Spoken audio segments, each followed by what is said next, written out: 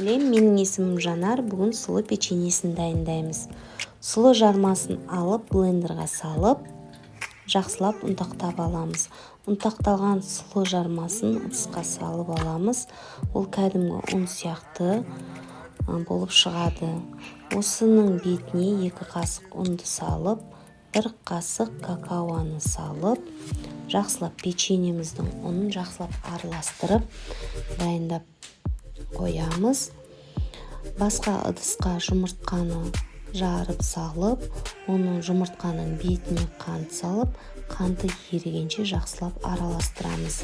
Дәміне қарай тұз саламыз, сұйық май құямыз. Сұйық май құйып араластырып, қамыр қопсытқышымызды ұмытпаймыз, яғни разрыхлитель. Бәрін салып араластырып алып, печеньеміздің ұнының бетіне осы сұйықтықты құйып, печеньенің қамырын дайындаймыз. Сіздерге айта кететін, сұйық майдың орнына кәдімгі сармай қоссаңыздар болады. Сармаймен печенье өте дәмді шығады.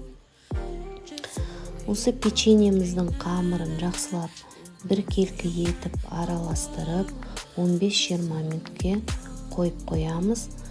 Жаңағы сұлы жармасы өзіне сұйықтықты сорып үлкейеді. Мінекей дайын болды. Пергамент қағазы төселген ыдыстың үстіне печеньелеріміздің формаларын жасап, әдемілеп қойып шығамыз.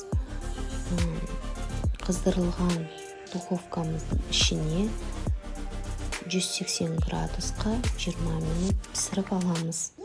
Мінекей печеньеміз дайын, үлбіреген, иісі бұрқыраған, дәмді әрі жұмсақ сұлы печеньесі. Қараңыздаршы, қандай керемет, осы рецептпенен дайындасаңыздар болады. Біз отбасымызбен өте қатты ұнатамыз. Осылай дайындап жақындарыңызды қуантсаңыздар да болады. Қазір бөліп көрсетемін.